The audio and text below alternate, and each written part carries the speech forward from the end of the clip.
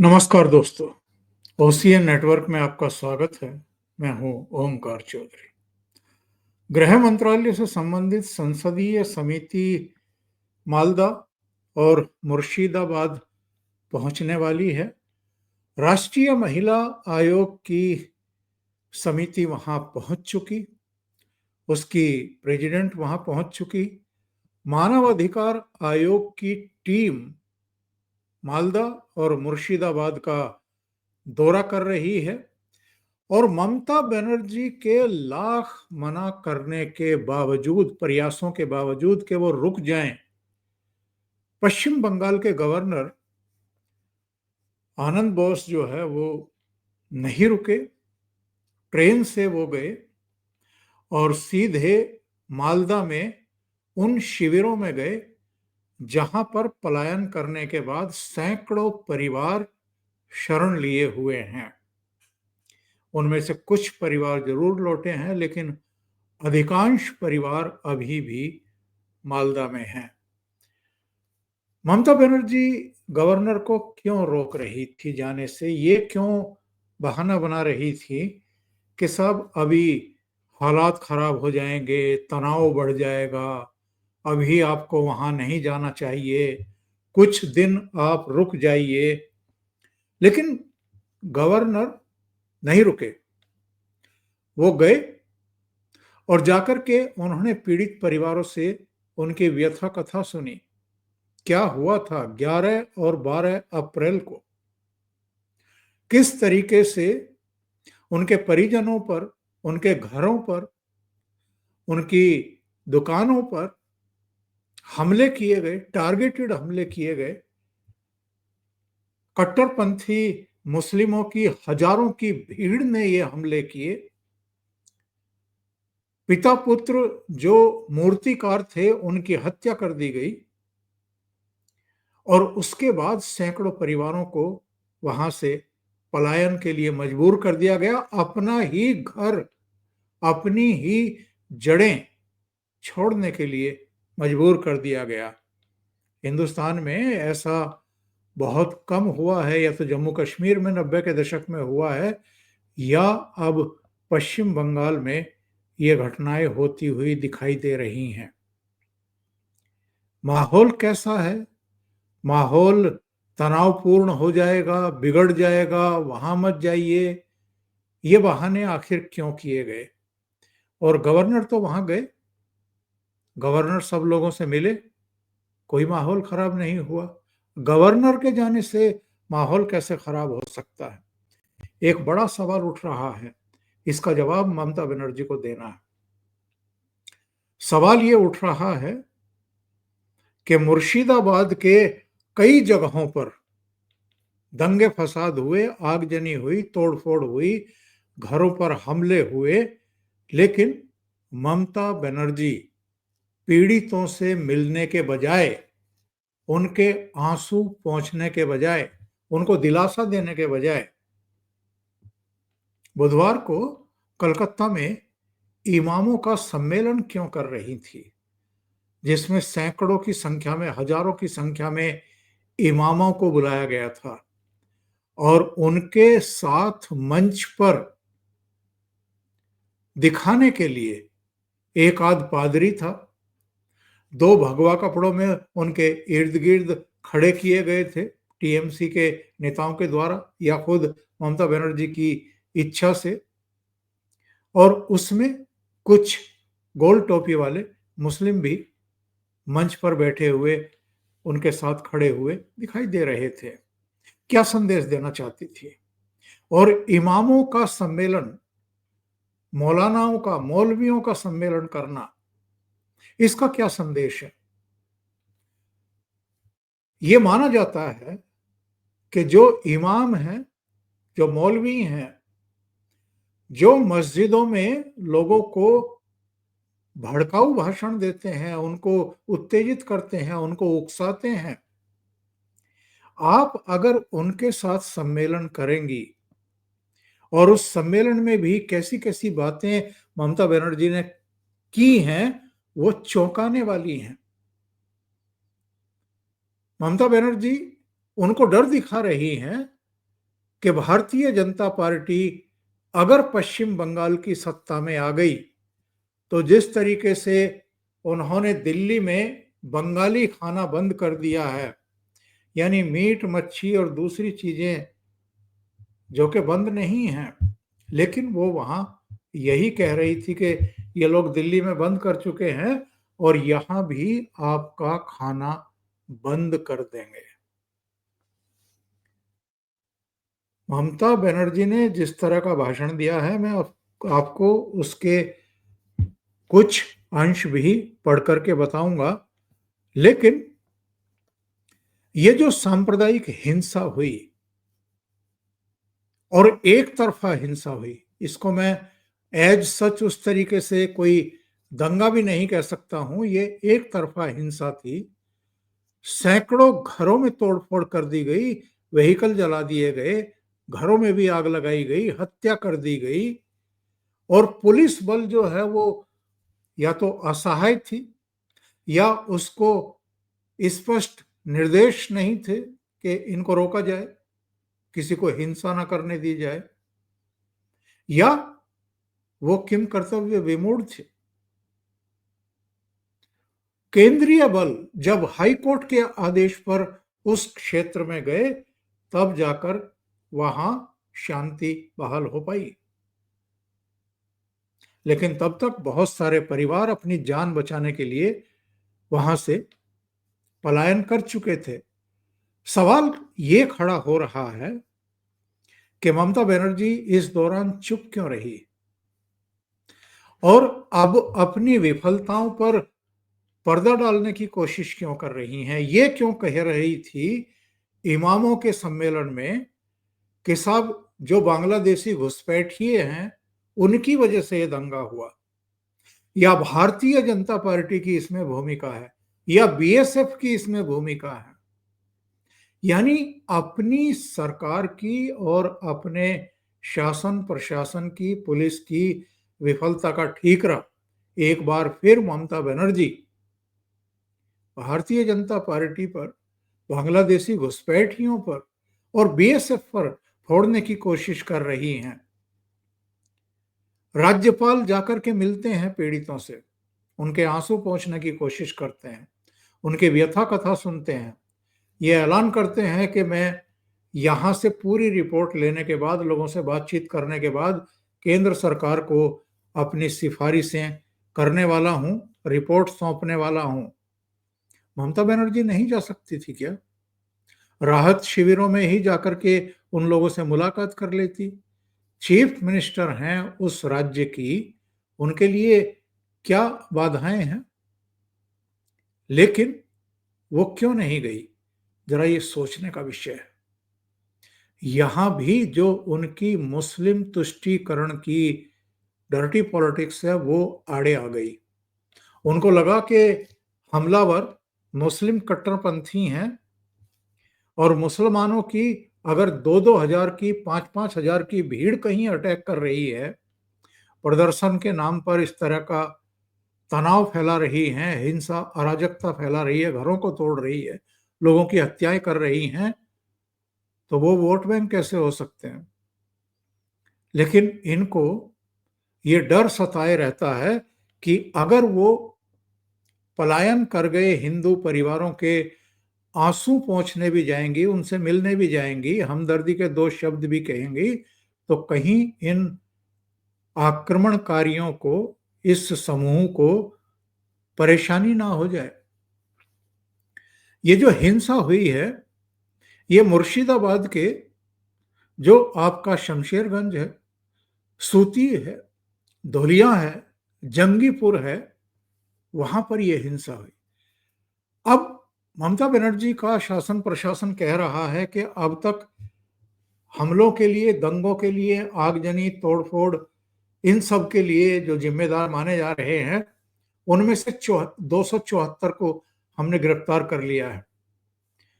लेकिन इससे भी अहम क्या ये नहीं है किसी राज्य की मुख्यमंत्री के लिए कि जो लोग दहशतजदा हैं, जो जड़ों से कटे हैं, जिन्होंने अपने घर बार छोड़े हैं और जो दूसरी जगह जाकर के शरण लेने के लिए अपने ही देश में, अपने ही प्रदेश में दूसरी जगह जाकर के वो शरण ले रहे हैं, जाकर के उनसे मिले, उनकी हौसला अफजाई करें, उनको एश्योरेंस करें कि जिन्होंने भी आप लोगों को सताया है या पलायन करने के लिए मजबूर किया है, वो चाहे सुरक्षाकर्मी हैं, चाहे दंगाई हैं, हमलावर हैं, उनके खिलाफ कड़ी कार्रवाई की जाएगी। राष्ट्रीय महिला आयोग की अध्यक्ष जो विजया, उन्होंने खुद जाकर के महिलाओं से बातचीत की है और राहत शिविरों में वो गई हैं। बल्कि जब वो कलकत्ता से रवाना हो रही थी तो उन्होंने कहा कि हमको कलकत्ता में ये भी जानकारी मिली कि राहत शिविरों में भी जो पीड़ित महिलाएं हैं उनके साथ कुछ अच्छा व्यवहार नहीं हो रहा है, लेकिन हम जाकर के वहां पर, तो महिला आयोग की चेयरपर्सन वहां गई हुई है, मानव अधिकार आयोग की टीम वहां पहुंची हुई है, होम मिनिस्ट्री की समिति वहां पहुंचने जा रही है। ममता बनर्जी को फुर्सत नहीं है, गवर्नर भी चले गए हैं, लेकिन चीफ मिनिस्टर को फुर्सत नहीं है, बल्कि उल्टा आरोप लगा रही हैं। उनकी पार्टी के नेता भी, सौगत राय का बयान में देख करके चकित था। उन्होंने कहा कि साहब, राज्यपाल को ममता बनर्जी की सलाह का सम्मान करना चाहिए था। उनके वहां जाने से तनाव बढ़ेगा, परेशानी बढ़ेगी क्षेत्र में। इसी तरीके से जो एनसीडब्ल्यू की टीम गई है या एनएचआरसी की टीम गई है, उससे भी तनाव बढ़ेगा और ये केंद्र के इशारे पर जा रहे हैं। वहां स्थिति कैसे सामान्य होगी? सुकांत मजूमदार, जो भारतीय जनता पार्टी के प्रदेश अध्यक्ष हैं, उन्होंने कहा कि ये जो टीमें इस समय जा रही हैं मुर्शिदाबाद और मालदा में, ये इसलिए घबराए हुए हैं, ममता बनर्जी भी, सौगत राय भी, वहां का पूरा शासन प्रशासन के साथ टीएमसी और इन हमलावरों के बीच जो साठ गांठ है, जो मिलीभगत है, वो उजागर होने जा रही है। और जो मुस्लिम वोटों की जो राजनीति इस समय ममता बनर्जी और टीएमसी कर रही है, ये लोग इसीलिए हमलावरों को बचाने की चेष्टा में हैं। एक्चुअल में ममता बनर्जी जिस तरीके से 13 तारीख को अमित शाह पर और उत्तर प्रदेश के मुख्यमंत्री योगी आदित्यनाथ पर भड़की, योगी को कहा कि सबसे बड़े भोगी हैं, इसके अलावा ये कहा कि प्रदेश में किसी को रैली ही नहीं निकालने देते हैं, रैली नहीं करने देते हैं, और भी बहुत कुछ उन्होंने कहा। अमित शाह के बारे में उन्होंने कहा कि इस पूरे हिंसा के पीछे कौन जिम्मेदार है? उन्होंने कहा अमित शाह, इनकी आईटी सेल, इनके पास बड़ा पैसा है और ये लोग जो हैं माहौल खराब करने की कोशिश कर रहे हैं। देखिए क्या क्या कहा इन्होंने। ममता बनर्जी ने प्रधानमंत्री नरेंद्र मोदी से अमित शाह को कंट्रोल करने की बात की। उन्होंने कहा कि बीजेपी के पास बहुत पैसा है, वे आईटी नेटवर्क का इस्तेमाल करके बंगाल के खिलाफ झूठी खबरें फैला रहे हैं। ये सब अमित शाह की कंपनियां हैं। मैंने पहले कभी उनका नाम नहीं लिया, लेकिन अगर गृह मंत्रालय कालिदास की तरह जिस डाली पर बैठा है उसे काटने की कोशिश करेगा तो मुझे इनके बारे में बात करनी होगी। फिर आगे कहती हैं, अमित शाह मोदी के बाद कभी पीएम नहीं बन पाएंगे। अमित शाह पर देश को नुकसान पहुंचाने का उन्होंने आरोप मढ़ दिया और कहा कि मोदी के बाद तुम क्या करोगे, तुम्हें रेंगना होगा। देश को सबसे ज्यादा नुकसान उन्होंने पहुंचाया है, सारी एजेंसियां उनको सौंप दी गई हैं और वो हर तरह की योजनाएं बना रहे हैं। और ममता बनर्जी ने यह भी कहा कि रामनवमी के मौके पर भी यहां का माहौल खराब करने की कोशिश की गई थी। बीजेपी ने बाहरी लोगों को 6,000 7,000 रुपए दिए ताकि वे मुर्शिदाबाद में हिंसा कर सकें। इस हिंसा में पिछले शुक्रवार से 3 लोगों की जानें जा चुकी हैं। ममता बनर्जी की जो ये बयानबाजी है, ये क्या शो करती है?